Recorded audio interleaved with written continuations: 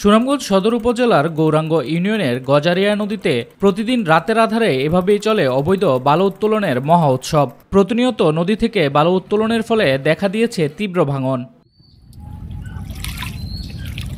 এরই মধ্যে ভাঙন কবলে পড়ে বিলীন হয়ে গেছে ২০ থেকে ২৫টি বাড়ি। এছাড়াও হুমকির মুখে রয়েছে সোনাপুর গ্রামের বসতবাড়ি সহ বিভিন্ন স্থাপনা। অন্যদিকে ড্রেজারের বিকট আওয়াজে অতিষ্ঠ হয়ে পড়েছে নদী তীরবর্তী মানুষ। অবৈধভাবে তারা বালু নিয়েও যাচ্ছে, বাধা দিতে গেলে তাদের বাড়ি ঘরে ঘরে আক্রমণ করে তাদেরকে মারধরও করছে। ড্রেজার চক্রের সদস্যদের বালু উত্তোলনে বাধা দিলেই হামলা ও মামলার মুখে পড়তে হচ্ছে অভিযোগ স্থানীয়দের। তাই ভাঙন রোধে বালু উত্তোলন বন্ধের দাবি এলাকাবাসীর।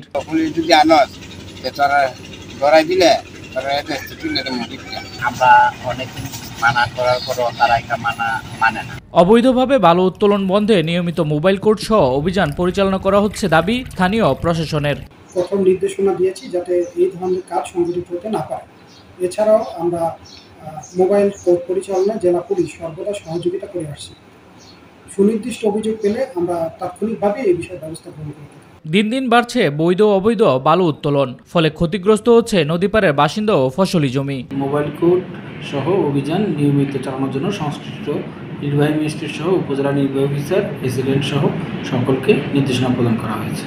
শামস তাবরিজ উচ্ছ্বাস, মাই টিভি নিউজ ডেস্ক।